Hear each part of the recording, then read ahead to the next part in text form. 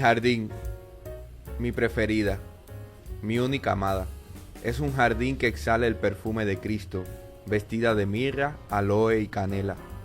Mi preferida, mi única amada, es un jardín que exhala el perfume de las flores del cantar de los cantares.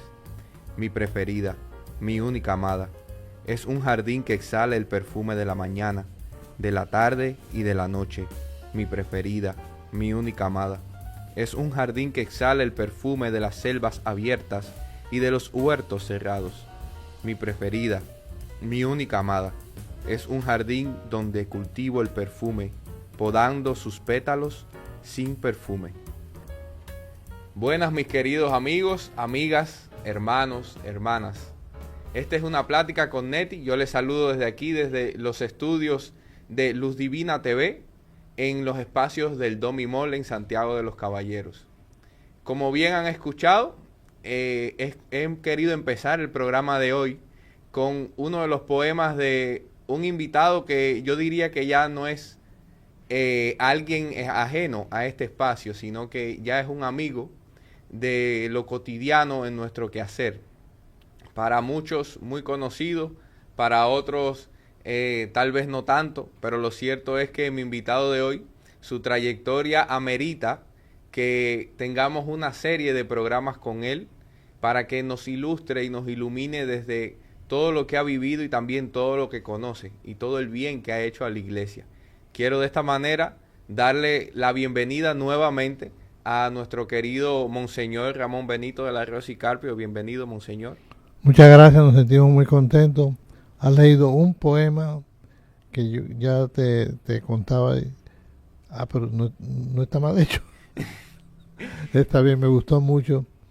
Y además es un poema de la iglesia, mi preferido, mi preferida, mi única amada. Ahora lo que quiero relacionar a la iglesia es el servicio a la iglesia.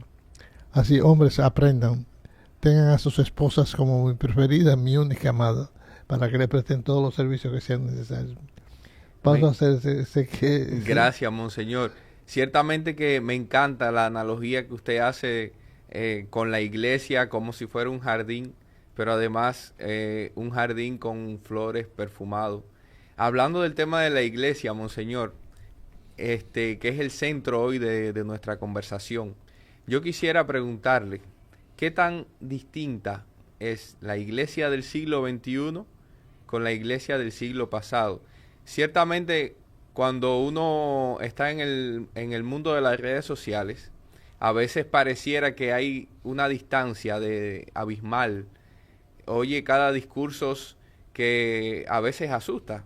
Es decir, yo diría que nunca a nivel comunicativo, nunca había existido una sobreinformación, pero a la vez una sobredesinformación, si es que se puede decir. Por un lado vemos como si esta iglesia no es la iglesia o se está alejando, discursos así, inclusive antipapas dentro de la misma iglesia. Y por otro lado también vemos unos discursos de, bueno, la iglesia tiene que adaptarse a lo moderno, a lo nuevo. ¿Qué tan diferente es esta iglesia que tenemos hoy, año 2024, bueno, ya casi finalizando, nos avecinamos al 2025, qué tan distinta es de la iglesia del siglo XIX, del siglo XVIII, de la iglesia preconciliar? ¿Qué tan distinta es? Fíjate, yo siempre distingo, toda mi vida me ha marcado a mí la iglesia, no de un siglo, de cualquier siglo, sino la iglesia del año de Jesucristo, la iglesia de los apóstoles. Con ese que yo comparo la iglesia, porque a través de la iglesia, ya en la iglesia de los apóstoles, encontramos también gente que hacía disparates, pero la iglesia lo que yo encuentro maravilloso es que la iglesia de ahora es la misma, la iglesia, no me refiero a gente de la iglesia, yo siempre diferento, la gente dice, la iglesia hace, esa persona hizo eso, pero no la iglesia, pero es un padre, aunque sea padre. Yo siempre cuento el cuento de la historia de la viejita que decía, eso que dice ese padre, eso no es. Pero doña, ese padre estudió teología, pero eso yo nunca lo vi en la iglesia. ¿Tú me entiendes? Entonces, a través de la iglesia ha habido siempre, pues yo puedo poner se pueden poner muchos ejemplos del tiempo de Jesucristo. El primero que le tocó a Jesucristo fue uno de la iglesia. Judas era de la iglesia. Mira la iglesia cómo anda, la iglesia de Jesucristo. ¿Qué es eso? Son unos ladrones. Hasta venden al jefe de la iglesia. Y eso se repite a través de toda la historia de la iglesia. Entonces en el siglo XIX también encontramos Judas. ¿Cómo? Así es. De muchas maneras. A Jesucristo lo vendió Judas. Al Papa que lo venda un Judas. Llegó hasta donde Jesucristo. El que más podía vender, al jefe, al fundador de la iglesia, no la cabeza de la iglesia, sino al fundador de la iglesia. Por eso es bueno diferenciar. Mira los apóstoles. Todos ellos abandonaron a Jesucristo. Pero la iglesia siguió firme. Y estaba ahí. Y esos hombres volvieron a la iglesia. Entonces, a mí sinceramente, a mí me marca mucho, históricamente hablando, que la iglesia de hoy, con la iglesia de hace 2000 años, no ha cambiado nada. Pero el Papa dice muchas cosas. Una cosa es la actualización. Yo pongo otro ejemplo que pueda poner. ¿Cómo fue la primera misa que Jesucristo hizo? La hizo Jesucristo con sus vestidos. Y después, y ahora ustedes usan casulla y alba. Es una adaptación que es muy buena porque indica la belleza, la celebración. Pero los países donde la iglesia es perseguida no pueden celebrar con casulla, tienen que celebrar con vestidos ordinarios, porque si no lo cogen preso. ¿Tú me entiendes? Entonces, ¿y por qué ahí no lo celebran? Porque la circunstancia no pide esa belleza, ¿tú me entiendes? La misa que Jesucristo celebró fue con los vestidos propios. Entonces, la misa de hoy la hacemos de esa manera porque eso se adquirió, se adoptó. Pero es la misma misa. Lo mismo que Jesucristo hizo, eso es lo que nosotros hacemos. Lo mismo que los apóstoles hicieron, los primitivos apóstoles. Así fue la primera misa, la de Cristo. Las primeras misas de los apóstoles es maravilloso, son iguales que la de hoy. Aunque los vestidos de hoy son distintos. Los vestidos, pero no la misa. Hace poco, aprovechando que usted toca un poco el tema litúrgico, que esperemos en otros programas que podamos abordar un poco más.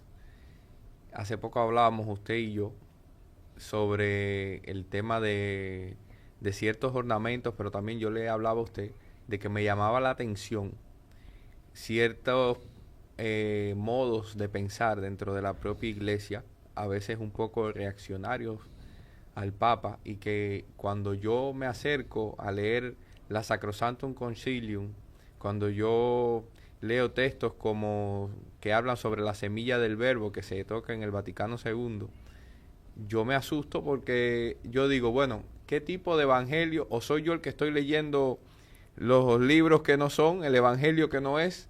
¿O algo está pasando? A veces me asusta como laico porque es tanto la polarización de ideas, de pensamientos, de cómo debe ser la iglesia dentro de la propia iglesia, que a veces yo diría que asusta.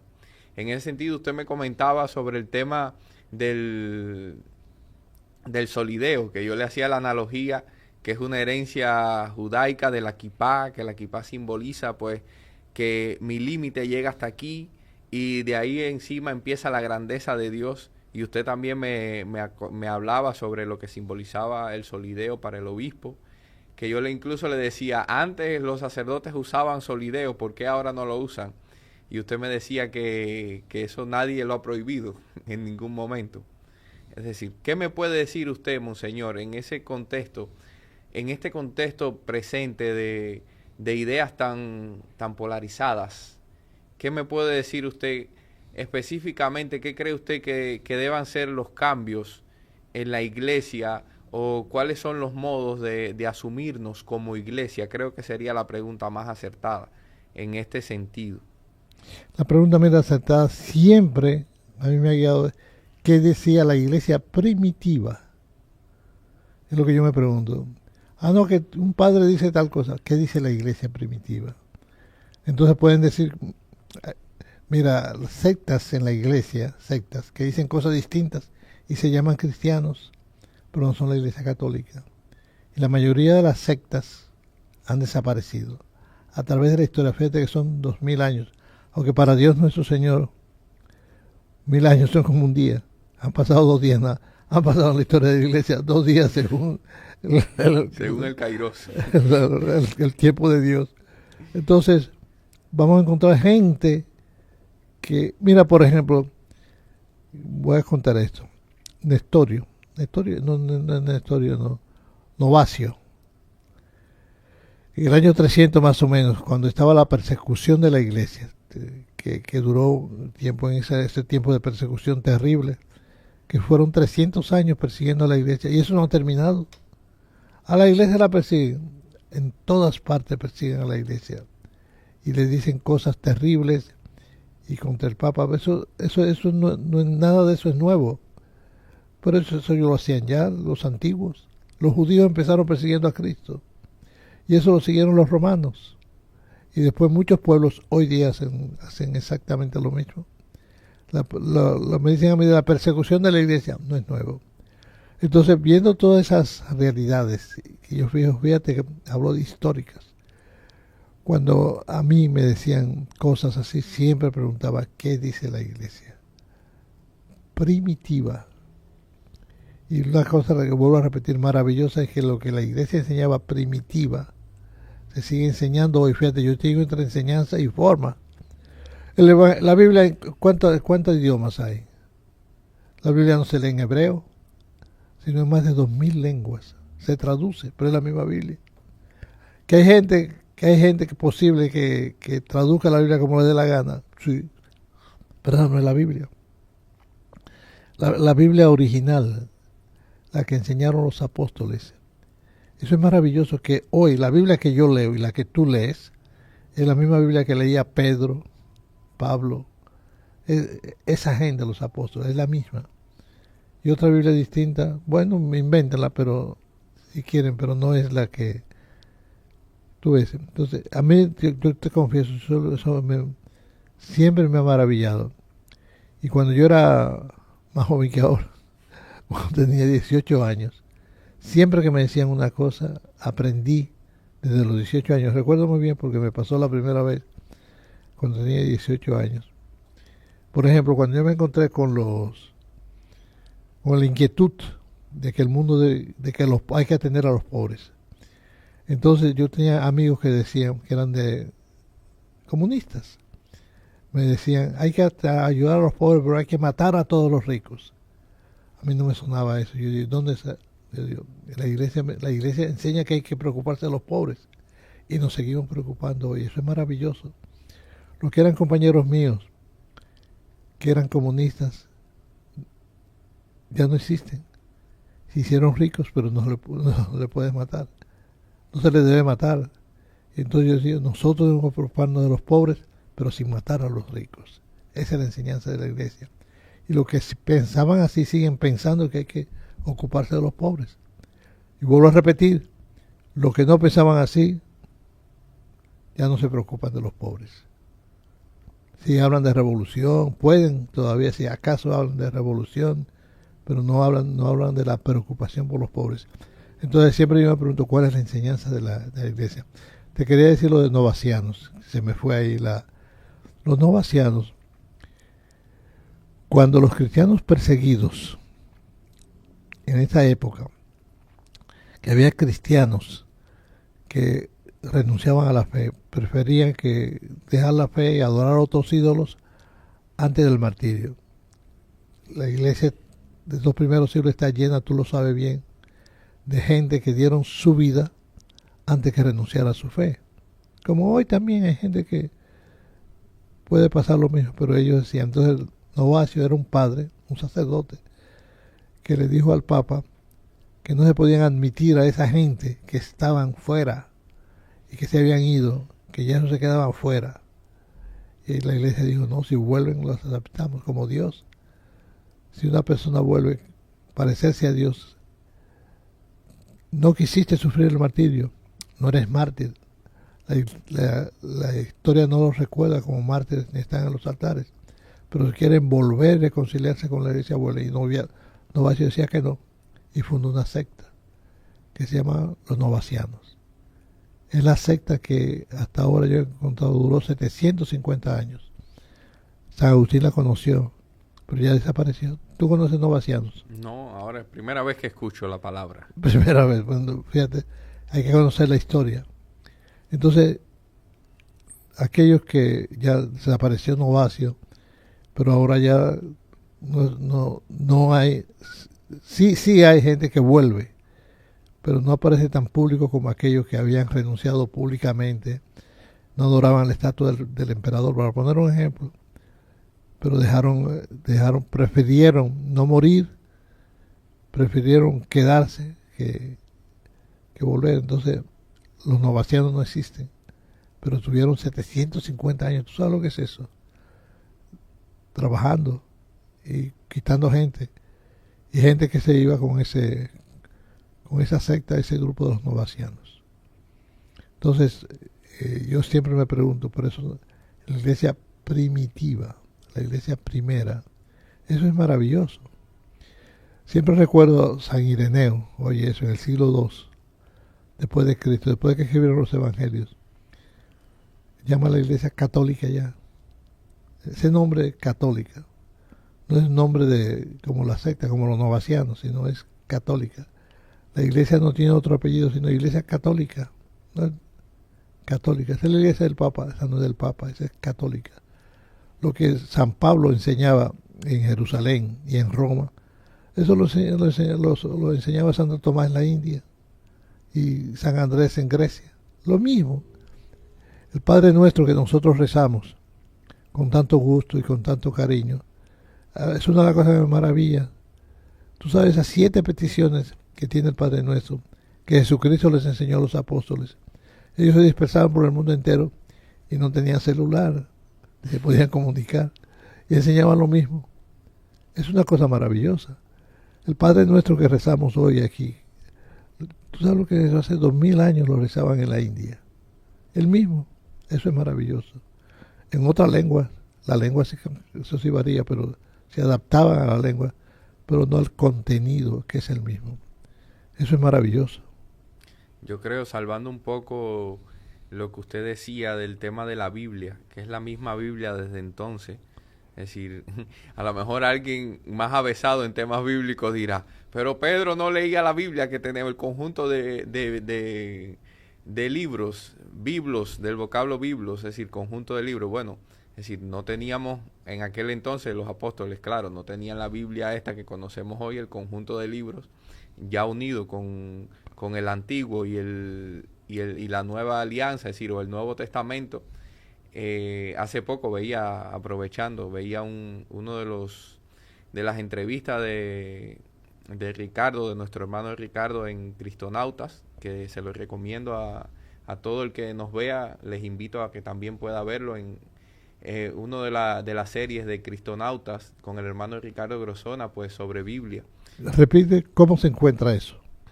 En el canal católico EWTN, puede ser el nombre. Una gente que quiera acudir ahora, un joven o cualquier persona que quiera acudir a eso, ¿cómo lo encuentra? Puede googlear Cristonautas y ahí aparece la serie, se llama así, Cristonautas. Esta es una de las temporadas, tiene varias. En Google. En Google lo puede encontrar, Cristonautas. Eso no lo podían hacer en tiempo de San Pablo. Pero bueno, volviendo a la idea, es decir, traía este ejemplo a colación porque el padre que Ricardo está entrevistando en la nueva serie, que es un biblista, él decía, no vamos a hablar de Antiguo o Nuevo Testamento, sino que vamos a hablar más bien de Antigua Alianza, algo así. Me perdonan los biblistas si cometo algún error bíblico en mis expresiones, o Nueva Alianza. Sí, se puede hacer, sí. Entonces, pero volviendo al tema original de nuestra conversación, es decir, claro que los apóstoles pues no tenían el conjunto de libros que tenemos hoy. pero lo estaban viviendo. Es decir, lo que No, tenemos pero hoy, pero el conjunto, pero cuando yo hablo del conjunto es el Viejo Testamento, eso la Torá la judía. Torá, esa sí la tenían ellos. Lo que ellos no tenían era los libros nuevos que se escribieron y las cartas, eso es después. Claro, Pero exactamente. cuando decimos la Biblia, cuando yo me refiero al el Viejo Testamento, es mejor que yo precise, el Viejo Testamento que usaron los apóstoles es el mismo que nosotros usamos hoy. Perfecto. Gracias, Monseñor. Sí, porque usted sabe que en la fraternidad tenemos hermanos biblistas y entonces después van a decir, óigame, pero hace falta que especifiquen. Entonces no es la idea de caer en detalles bíblicos o en terminología Sí, pero lo mismo, específicas, por ejemplo, yo digo Testamento, todavía no existían los libros, pero ya los libros que leían eran las cartas de San Pablo. La misma carta que tenemos hoy a los Corintios, ya las leían. Claro, ellos no tenían, y es bueno que lo que tú has especificado es muy bueno. No tenían celular para comunicarse, no tenían periódicos, sino que la carta llegaba a los Corintios, ellos la leían, la volvían a escribir, la multiplicaban, era la manera de hacerlo. Cuando surgieron ya la posibilidad de multiplicarlas, ya llegamos. Pero la carta de los Corintios que leemos hoy era la misma que Pablo le escribió a los Corintios. Yo creo que eso es lo más hermoso que podemos, en esto que usted nos estaba explicando, lo más hermoso que podemos encontrar es eso, la continuidad que hay, no solo en la fe, sino también en la tradición. Es una línea ininterrumpida que podemos encontrar los orígenes allá, en aquellas primeras comunidades primitivas. En ese sentido, Monseñor, y volviendo a la pregunta inicial sobre la diversidad de pensamientos y la polarización que a veces podemos encontrar en modos de pensar dentro de la propia iglesia en la actualidad, ¿qué usted recomendaría? Si mirando... Pero fíjate que yo siempre te voy a interrumpir. Yo te he dicho siempre a ti que en la propia iglesia, no, en gente de la iglesia, así voy a acentuar la palabra gente, en personas de la gente, en personas de la iglesia, pero no en la iglesia. ¿Tú me entiendes? La iglesia es su doctrina oficial. Ahora, en gente de la iglesia tú encuentras que dicen 2 más 2 son 5. Bueno, son gente, pero no la iglesia. En ese sentido, Monseñor, ¿qué usted pudiera, para las nuevas generaciones de cristianos, inclusive para aquellas personas que nos ven y que no conocen más a fondo la iglesia, qué usted recomendaría en estos nuevos tiempos? ¿Cuál sería su mensaje en ese sentido? El mensaje que yo tengo es que ustedes, la generación de ustedes, van a oír 1000 cosas diferentes por todas partes. Lo van a ver en los periódicos, lo van a ver en la comunicación, lo van a ver en el celular. Entonces van a tener que, entonces el consejo es que ahora más que nunca tienen que estudiar la doctrina de la iglesia. La enseñanza bíblica tiene que ser a lo original, no a lo que la gente dice, a lo que los novacianos digan. Digo, los novacianos modernos digan, sino qué es lo que se enseña, qué es lo que nosotros sabemos. Yo recuerdo siempre, Yo le propongo que luego de la pausa usted nos cuente esa historia y sigamos sobre otros temas como el mal en la iglesia y sus orígenes. El mal en gente de la iglesia. En gente de la iglesia. Bueno, sí, en la iglesia vale, pero tú sabes que yo siempre preciso. Pues vayamos a una pausa. Queridos amigos, queridas amigas, hermanos, hermanas, pues estamos aquí en una plática con Neti, en el día de hoy conversando con Monseñor Ramón Benito de la Rosa y Carpio, en especial sobre temas de la iglesia. Yo le invito a que continúe con nosotros luego de la pausa.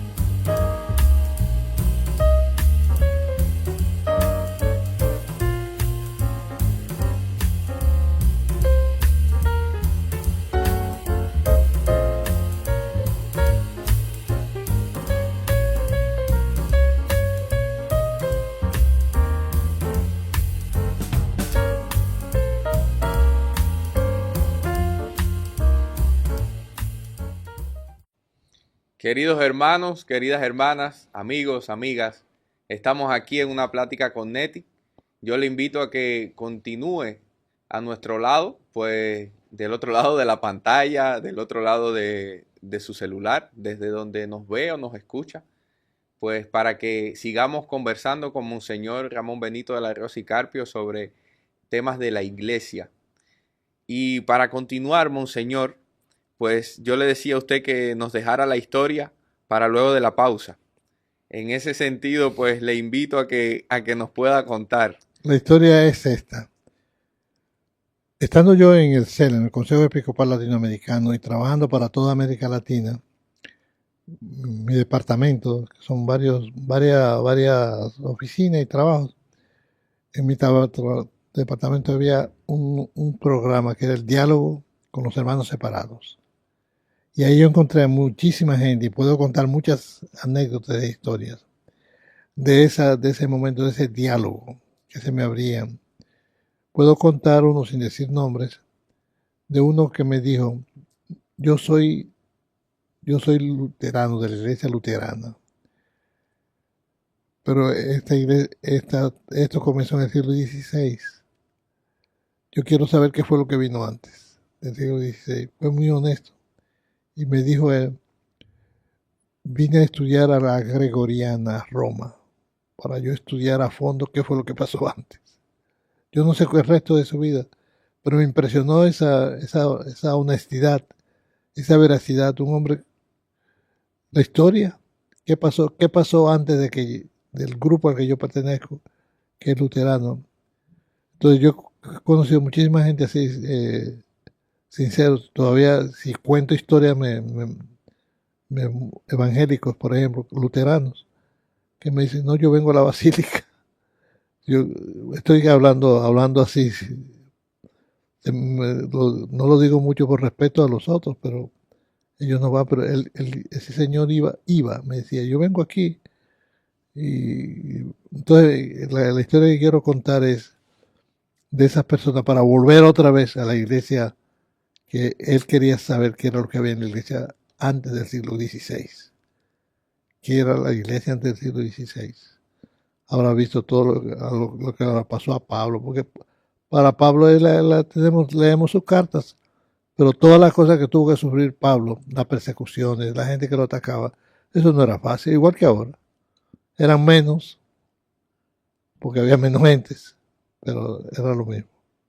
Monseñor, argumentando un poco sobre este tipo de historias, yo quiero recomendarle a nuestros televidentes, a nuestros oyentes, que busquen la historia de Scott Hahn, que cuenta su proceso de conversión justamente buscando qué pasó antes.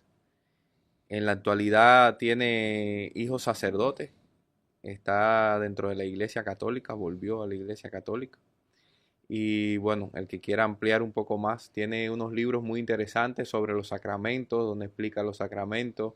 Tiene otros que se llama algo así como Roma, Hogar, Dulce Hogar, que habla sobre esa historia de volver, cómo volvió al catolicismo. Y volviendo nosotros al tema de la iglesia, Monseñor, usted nos aconsejaba a las nuevas generaciones que pudiéramos estudiar. Y yo creo que es muy importante volver a recalcar eso, porque cuando uno oye todo este tipo de opiniones tan diversas y tan contrapuestas dentro de la propia iglesia, yo siento lo primero, como curioso, como investigador, yo siento que lo primero que denota es eso, una falta de estudio y una ignorancia muy profunda.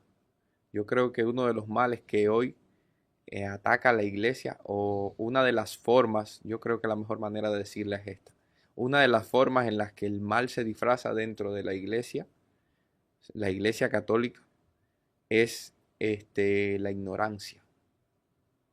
Hay muchas personas que se quedan con lo que dijo aquel, lo que dijo el otro, pero nadie va a la fuente. En periodismo nos enseñan cuando estudiamos que hay una cosa que se llama contraste de fuente. Es decir, yo no puedo decir algo porque lo dijo esta persona y ya. yo tengo que ir más allá, yo tengo que contrastar fuentes. ¿Cuáles son las diversas opiniones alrededor de este tema? Buscar los libros. Entonces usted nos decía algo muy importante, estudiar. Yo diría que estudiar Biblia en primer lugar y en segundo, la doctrina social de la iglesia y todos los documentos del magisterio de la iglesia. En ese sentido, ¿algo más que usted nos quiera recomendar? Ahí podría decir, me encanta que toques el tema de que hay que estudiar.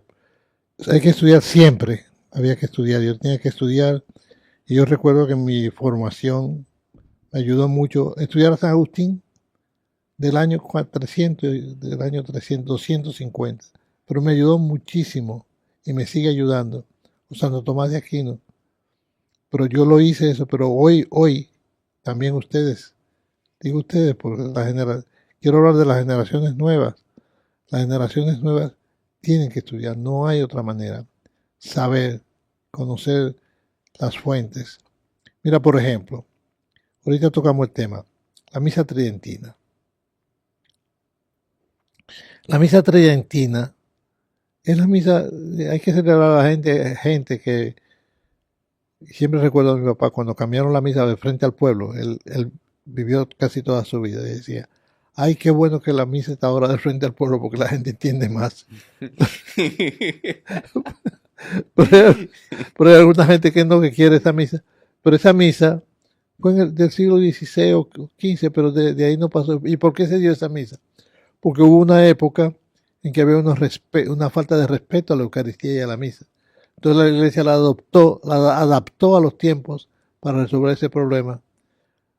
Esos tiempos pasaron ya, la volvió otra vez a la iglesia primitiva, que era de cara al pueblo. La misa más antigua no es la tridentina, pero la misa tridentina es la misa tridentina, que yo celebré muy poco en mi vida. O viví de estudiante, de joven, hasta los poquitos años, la misa tridentina, pero es la misma misa de ahora igual. Y aquella era en latín y ahora la hago en español, o en inglés o en cualquier idioma. Entonces, pero es la misma misa. Y si ahora se ve que es necesario decirla, que si se falta otra vez respeto hay que volver a la misa tridentina, pero si no la adaptamos como la iglesia primitiva, si la hacemos a la iglesia como la iglesia primitiva, con la iglesia primitiva no había miles de personas que se reunían para la misa, eran 4, 5 o 10, en una casa la podían tener. ¿Y cómo la celebraba el apóstol? ¿Cómo celebraba la misa Pedro y Pablo? Poquita gente, y era hablando. La homilía pues significa conversación. Participaban la gente, como hacen los caminos catecumenales, que le llaman el eco, que dieran su opinión y no se extendían demasiado. Hoy tú no puedes hacer una misa participada de esa manera con 1000 personas, pero en aquel tiempo era más fácil con un grupo de personas. Entonces, la misa es la misma. A mí lo que me maravilla es que la misa que yo celebro hoy es la misma misa que es tridentina y es la misma misa que celebraba San Agustín, San Pablo y Pedro, que no ha cambiado. Lo que más me maravilla es que es la misma de hace 2000 años y la que celebró Jesucristo. Tú me has oído el chiste muchas veces, que hay gente que parece que no. Yo digo, lo que pasa es que leemos mal el Evangelio, porque Jesucristo, cuando celebró la misa, no leen el Evangelio, porque él la celebró así, pero es lo que le dijo a la gente: arrodíllense, saquen la lengua, que les voy a dar la comunión. Eso no fue lo que pasó, él le dio la comunión, la cogieron en la mano, y la iglesia hoy te permite que tú la coges en la mano como por la lengua. Y lo de comulgar en la lengua surgió por la falta de respeto. Hoy hay brujos que mandan a que se roben las hostias para hacer su brujería. Entonces es mejor, en esos casos, es mejor darlo en la lengua, pero que lo comulguen lo primitivo era darlo en la mano. Donde hay peligro de que se profanen la hostia, que se la roben y la pisoteen, entonces ahí hay que poner más cuidado. Es bueno que usted haya tocado ese tema, monseñor, porque ahora mismo usted escucha en las redes sociales grupos que dicen, esta es la misa de verdad, de espalda al pueblo. Otros que dicen, la misa tiene que ser según el contexto, según el lugar. Y yo ahora escuchándole, que usted hace una reflexión sobre el estudiar, pero también el ver cada cuestión en su contexto. Yo me acordaba de una frase de nuestro amigo Ricardo Grosona, que él siempre nos decía cuando daba los talleres de Lección Divina: hay que estudiar el contexto para no ser pretexto. Y yo creo que en materia de Biblia no solo, sino también en materia de tradición de la iglesia, como usted bien ha hecho alusión, hay que estudiar cada cuestión, cada proceder según el contexto en el que está viviendo la iglesia, en el que se inserta la iglesia. Y es bueno lo que usted acaba de decir. Si bien la misa, en este caso la misa tridentina, pero sabemos que la iglesia tiene más de 5 maneras de proceder, más de 5 ritos, de formas de vivir la misa, la Eucaristía, pues estamos poniendo en el caso de la iglesia de rito occidental, es decir, la iglesia occidental, pues por si alguien nos ve que diga, bueno, y la iglesia de rito oriental, bueno, hay diferentes modos de vivir la Eucaristía. Pero es bueno lo que usted dice. Si bien esto respondió a un contexto, no significa que esté bien o mal. Pero, Simplemente tenemos que adaptarnos a las exigencias del contexto. pero la adaptación, fíjate que nunca es quitar el pan y el vino, ni la palabra de Dios, eso es lo mismo, pero diferente, se le ponen diferentes vestidos. Pero es la misma Biblia y el mismo pan y vino. Y estos días comentábamos contigo uno que dice, no tenemos, aquí hay que adaptar la misa. Vamos a celebrar la misa en lugar de pan, casabe, y en lugar de vino, café. Entonces, eso es cambiar la misa, cambiar lo que Jesucristo hizo. Jesucristo cogió pan. Nosotros hacemos lo mismo, cogemos pan y cogemos vino. Pero no, a los borrachitos les gustaría que fuera beberse una barrica de vino, pero no fue eso lo que el Señor hizo. Gracias, Monseñor. Le agradezco mucho que usted pueda hacer este tipo de explicaciones. Podemos seguir abundando más en futuros programas porque yo creo que es un tema tan provechoso y tan actual que merece que podamos abundar más en él. En ese sentido, Monseñor, y volviendo a la iglesia, muchos vaticinan. Cuando digo muchos, es indefinido, pero ahora mismo se escuchan tantas profecías que dijo esta persona, que dijo aquella, que este es el último papa, que este es el fin de la iglesia católica, que hasta aquí, que luego el anticristo. Estamos asistiendo al fin de los tiempos apocalípticos, como de manera apocalíptica, como muchos hablan, o esto es algo que ya pasó antes. Eso lo inventaron siempre. La venida, siempre, a mí me impresiona mucho que Pablo, que creía y sabía que el Señor volvía y lo afirmaba y lo afirma muchas veces, el Señor vuelve. Pero le dijo a los tesalonicenses, porque los tesalonicenses ya había grupos en Tesalónica, entre los primeros cristianos, había gente que creía que el Señor iba a venir ya. ¿Te acuerdas que no trabaja, que no come? Me impresiona mucho que San Pablo decía, el Señor va a venir, estemos preparados, lo que Jesucristo enseñó, pero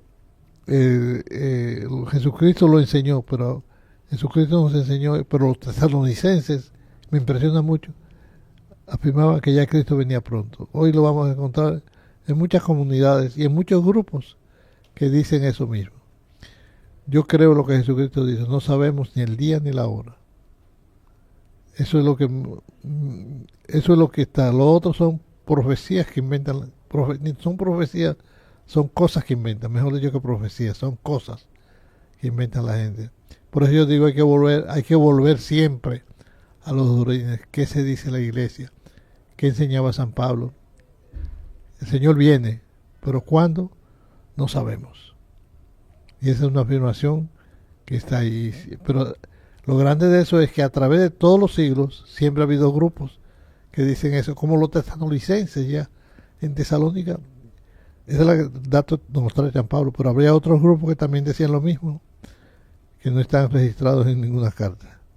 A mí me encanta cuando hemos compartido espacio que salen noticias y con titulares sensacionalistas que usted siempre dice, mira, enseguida aprovechan para atacar al Papa. Así es. Y lo que dice de esas iglesias, que la iglesia se está acabando. Eso no solamente se está acabando, sino trataron de acabarla. Al primero que trataron de acabar fue a Jesucristo. A los otros, la iglesia primitiva trataron de acabarla también. Y tú sabes lo que es impresionante, que durante 300 años trataron de acabar en la iglesia en el Imperio Romano. Y la iglesia tratan de acabarla en muchas partes. Hoy día. Hay grupos que hemos estado comentando de donde hay una minoría cristiana, y si surgen cristianos, lo matan señores, igual que al principio. Igual que al principio se siguen matando cristianos. Y gracias a Dios que confiesan la fe y son mártires.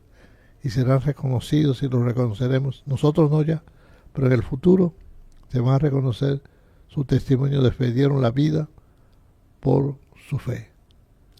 Permítame, ahora que usted comentaba que estamos asistiendo a cosas aparentemente nuevas según el contexto, pero según la historia se viene repitiendo. Permítame traer a cita una frase un versículo del Eclesiastés que dice, no hay nada nuevo que ya no haya existido antes. No hay nada nuevo, es verdad, no hay nada nuevo bajo el sol que no haya existido antes. Así. Y es así. Es impresionante, por eso digo que hay que estudiar, a la gente estudie a la iglesia. Yo estudio la iglesia. Usted tiene la Biblia, yo soy la Biblia que me diga, y soy científico. ¿Usted es científico? Sí. Tráeme una cosa científica que tú verás. Soy científico y bíblico. Las dos cosas. Soy científico, bíblico y vivo la realidad de la vida social. Monseñor, lo que pasa es que uno no lo repite, tú sabes, para no parecer muy parejero.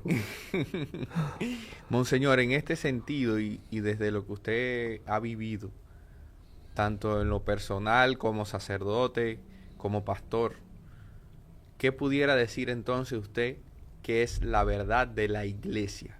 ¿Cuál es esa verdad de la iglesia a la cual se mantiene firme la iglesia y a la cual debe estar siempre apegada la iglesia? Mira, yo muchas veces digo, esto que yo he leído en el Evangelio, yo lo he visto. Milagros, liberaciones, la palabra. Primero, ¿cuál es la verdad de la iglesia? La verdad de la iglesia empieza por la Biblia. Pero lo otro que yo puedo decir, afirmar, que me consta, es que lo que la iglesia afirma como verdad, también históricamente se ha demostrado. Segunda afirmación. Por eso yo hablo del libro de la Biblia, el libro científico. Las ciencias no contradicen a la iglesia. Y también hay una frase que dice, la historia es maestra de la vida. Entonces mi historia diaria me muestra a mí que lo que enseña la Biblia, el mundo de hoy, ¿cómo anda? El mundo de hoy, mira cuántas guerras hay. Cuando desaparecen los valores, la fe, el mundo pierde sentido. Y hoy el mundo se ha hecho mejor. España es mejor. Ay, no quiero citar países. Esos países que han dejado la fe son mejores que antes. No. Están en el declive. Hablan de la gente. Desaparecer mucha gente. Pueblos que se quedan vacíos. Pero pueblos que quedan. Ayer leí la noticia de un sacerdote de un país europeo que decía, la gente viene menos a la iglesia, menos a misa, no se casan por la iglesia, pero el mundo es mejor, no es mejor. Esa sí es la realidad, la pérdida de valores. La pérdida de valores no hace al mundo mejor. Gracias, Monseñor, me parece muy valiosa esta reflexión que usted ha hecho. Si miráramos hacia atrás, el mundo no ha evolucionado en ese sentido, si se aleja de los valores, si se aleja de lo verdadero en este sentido. Y me alegra que usted haya podido traer a colación este tipo de ejemplos donde muestra que hay sociedades que demuestra la práctica de que nada se han superado en cuanto al abandono de valores después que han decidido hacer un retroceso en este sentido. Justamente ayer, vale la pena contar esta anécdota. Una persona contaba y decía, en este barrio donde nosotros vivimos, este residencial es un residencial, aquí hay una directiva que sabe quiénes van a vivir aquí con nosotros. Lo estudian antes. Si tienen cosas combinadas con la corrupción, no lo dejamos vivir. Aquí viven personas que son estudiadas antes de venir a vivir. Un barrio que tiene mucha gente. Y aquí yo me siento tan segura que puedo caminar por la calle, segura. Y puedo dormir sin cerrar las puertas como los antiguos campesinos que podían dormir y acostarse sin miedo de que lo fueran a abrir la puerta y a cerrar. Entonces yo en este barrio, en el que tienen cuidado de que no se meta nadie a vivir de cualquier manera, yo tengo toda la seguridad y puedo dejar las puertas abiertas, como los antiguos, repito, como los viejos. Entonces, yo relajo muchas veces, yo le digo a la gente, sea atrasada, vive los valores. Entonces, porque si es moderno, quiere decir que tú puedes entrar y robar lo que tú quieras. Eso es una ironía, es un jugar con las palabras, pero vivir los valores como vivían antes. Y bueno, hoy día es legal. ¿Por qué tú no robas? Yo no creo en Dios. Ah, bueno, entonces tú robas. No, me meten preso. Entonces tú robas porque es legal. Porque es legal, tú puedes. Si tú no crees en Dios. Yo creo en Dios, no robo, no solamente porque es legal, sino porque es un mandamiento de Dios, es un valor humano. Monseñor, ya casi estamos cerrando este encuentro, esta entrevista de hoy, pero yo quisiera preguntarle, y ahora antes de hacerle la pregunta, usted me recordaba que mi abuela siempre me decía en Cuba que antes, donde ellos vivían, no habían cercas que limitaban las propiedades, porque había tal respeto que uno sabía dónde empezaba lo de su vecino y dónde terminaba lo de uno, y nadie era capaz de meterse en su parcela o en su propiedad sin antes avisar, sin antes pues respetar los bienes ajenos. Qué bueno que todavía existan lugares donde se preserve o donde se trate de rescatar eso. Yo creo que es una tarea que tenemos todos, el recuperar los valores, no solo porque la ley lo dice, sino porque también mi fe, en primer lugar, nos lo invita. Monseñor, casi concluyendo, pero también para dejarlo abierto para próximos programas, ¿cree usted que todo esto que está pasando es obra del mal? Usted que tiene libros y que además es muy reconocido en materia dentro de la evangelización en el ministerio de sanación y liberación.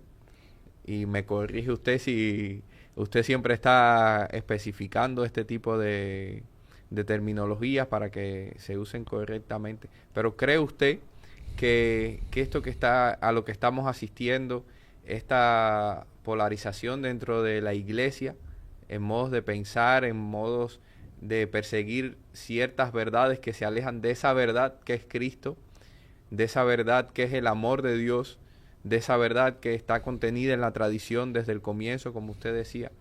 ¿Cree usted que esa ignorancia que vemos cada vez más palpable y en la cotidianidad, pues es obra del mal? Es obra del mal, es obra del mal. Siempre digo, no sé si puedes responder esta pregunta, toco el tema de las consecuencias, que eso se toca mucho hoy día, que tenemos unas leyes que no tienen consecuencias, que hoy la gente anda de cualquier manera, anda en el tráfico porque no tienen consecuencias. El mundo de hoy todo tiene consecuencias. yo siempre digo, el que come demasiado dulce le trae un problema a la boca y engorda y le da diabetes. Todo tiene sus consecuencias. Entonces el mundo de hoy tiene sus consecuencias. La gente dice, eso lo va a pagar.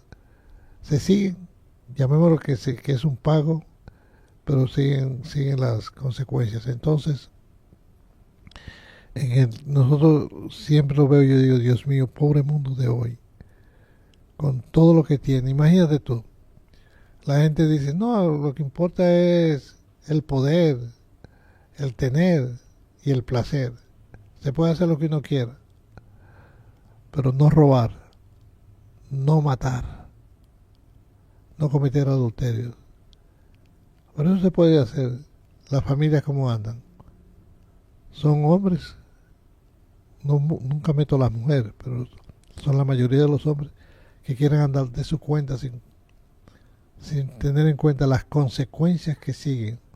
Quieren tener relaciones con todas las mujeres, pero ¿y los hijos que vienen ahí? Eso hay unas consecuencias. Y todo el mundo sabe que un hijo que es abandonado es un hijo que sufre una enfermedad. Eso es así, eso es lo que te digo, eso es científico. La iglesia enseña lo que Jesucristo enseñó. No cometerás adulterio. Muy bien, comete adulterio. Y la ciencia que dice las ciencias dicen que todo el que comete adulterio y abandona a los hijos pagan la consecuencia y tienen heridas psicológicas que necesitan psiquiatras, necesitan psicólogos y a veces hasta otro tipo de medicina. Está ahí, eso es la Biblia, eso es científico. Los mandamientos, si se cumplen cualquiera de ellos, científicamente se demuestra que si tú no los cumples, pagas sus consecuencias.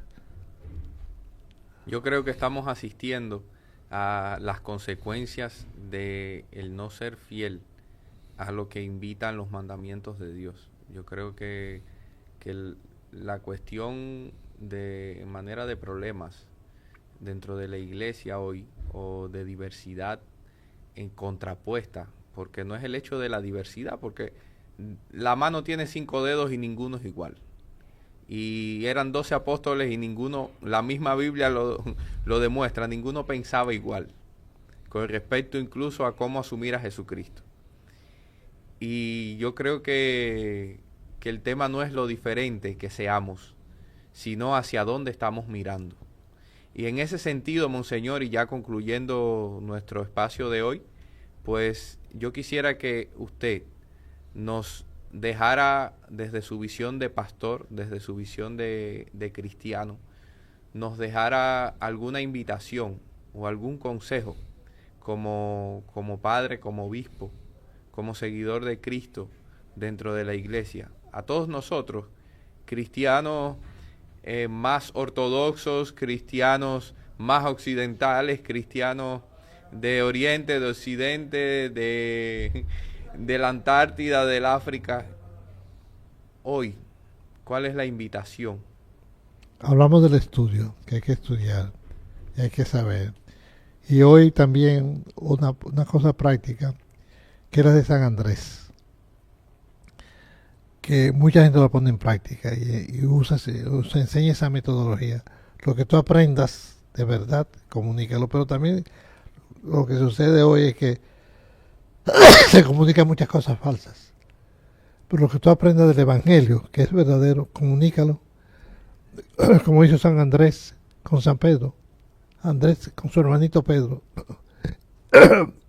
encontró al Mesías. Lo que único que sabía de Cristo era que era el Mesías.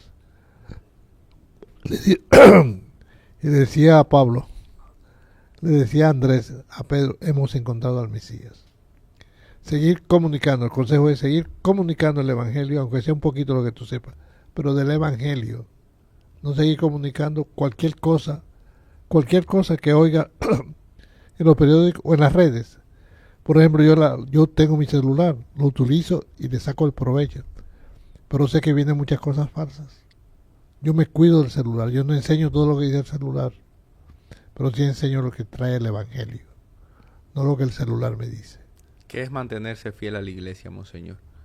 Mantenerse fiel a la iglesia mantenerse en la práctica que hemos recibido de la iglesia.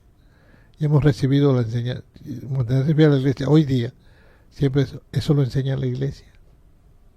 Enseñar lo que la iglesia enseña, no lo que algunos hacen.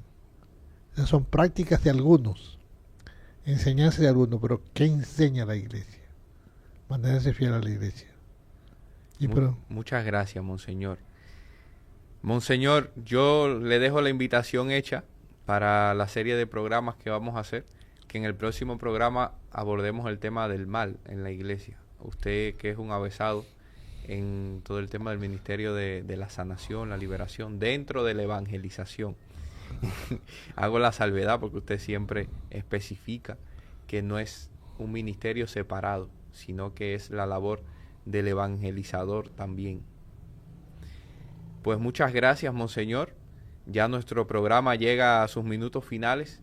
Y bueno, querida amiga, querido hermano, querida hermana, querido amigo, yo le dejo la invitación hecha aquí en una plática con Neti para que usted nos siga acompañando en posteriores propuestas. Estuvimos conversando hoy sobre la iglesia de manera abarcadora.